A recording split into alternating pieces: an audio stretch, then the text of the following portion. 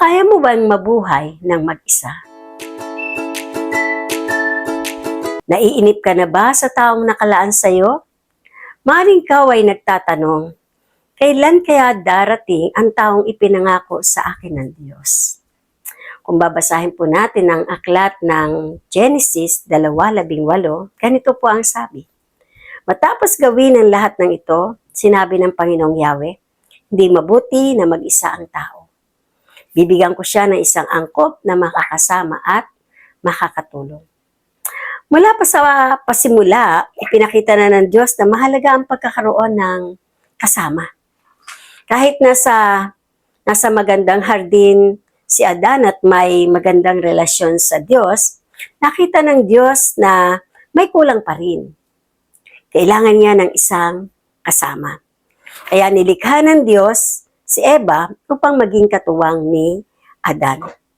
Ipinapakita nito na ang companionship ay bahagi ng plano ng Diyos.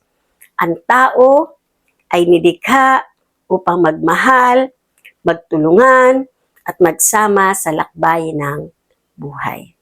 Una, hindi kalooban ng Diyos na mag-isa ang tao.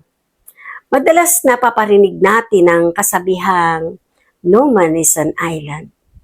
Akala ko noon ito ay isang kasabihan na nagmula lamang sa tao.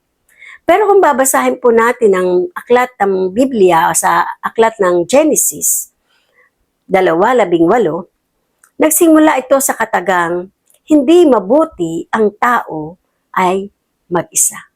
Ayan, malinaw po na yung pala po ay nasa Biblia. Alam ng Diyos na mas magiging magaang ang buhay kapag may kasama. Kaya binigyan niya si Adan ng isang makakasama niya sa lahat ng bagay. Katulad ni Adan, binayayaan siya ng isang Eva. Ay ganoon din naman ng Diyos ay nagbibigay ng mga taong magiging pagpapala sa ating buhay. Hindi lamang po ito tumutukoy sa ating mga kapareha o asawa o kasintahan, kundi ito ay tumutukoy din sa ating pamilya at mga kaibigan. Mahalaga ang pagkakaroon ng pamilya at mga taong sumusuporta sa atin.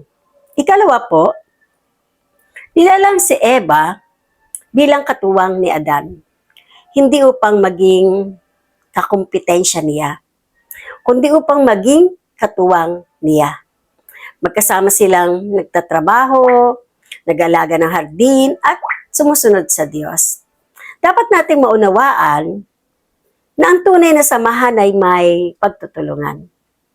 Hindi tayo nilikha para maglamangan, kundi upang magtulungan. May mga bagay na maaari na mas magaling ka, pero may mga bagay din naman na may magaling ang nakasama ka. Ngunit, ang mga bagay na ito hindi para maging dahilan ng sumbatan, kundi para maipamulat sa atin na hindi tayo perpekto. Kaya lumikha ang Diyos ng mga taong tutulong at pupunan ng ating mga pagkukulang. Ikatlo, ito po. Ang magandang samahan ay may pagkakaisa. Nakasulat sa aklat ng Genesis 2:24, ito ang dahilan kaya iniwan ng lalaki ang kanyang ama at ina. Magsasama sila ng kanyang asawa at sila'y nagiging isa. Sa konsepto po ng pag-aasawa, naging isa sina Adan at Eva sa kanilang layunin at buhay.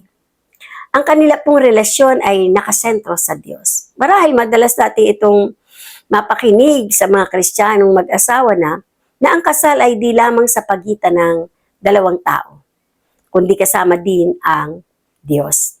Kapag ang Diyos ang sentro ng samahan, mas nagiging matatag ito. Mas tumitibay ang relasyon kapag may pagmamahal, may pag-unawaan, at may pagkakaisa. Ang relasyon ni Eva at Adan ay nagtuturo po sa atin na hindi nais ng Diyos na mamuhay tayong nag-iisa. Tinuturo din sa Biblia na ang mabuting kasama ay katuwang at hindi kalaban. Ulitin ko lang po doon. Tinuturo din sa Biblia na ang mabuting kasama ay katuwang at hindi kalaban. At laging tandaan na ang pagkakaisa at pagsunod sa Diyos ang nagpapatibay ng samahan. Bilang pagtatapos po, tanungin po natin ang ating mga sarili. Nagiging mabuting kasama ba ako ng mga taong iniligay ng Diyos sa aking buhay? Minsan pa po aking uulitin ng tanong, nagiging mabuting kasama ba ako sa mga taong inilagay ng Diyos sa aking buhay? Nawa, kung paano tayo naghahanap ng mabuting katuwa, ganoon din na hinahanda natin ang sarili para tayo man din ay maging mabuting katuwang sa kanila. Di ako po si Sister Alma Grumo ng CGM Balete Chapter sa programang 24/7 Wow na nagsasabing ang oras ay gamitin upang ang Diyos ay luwalhatiin. God bless you all.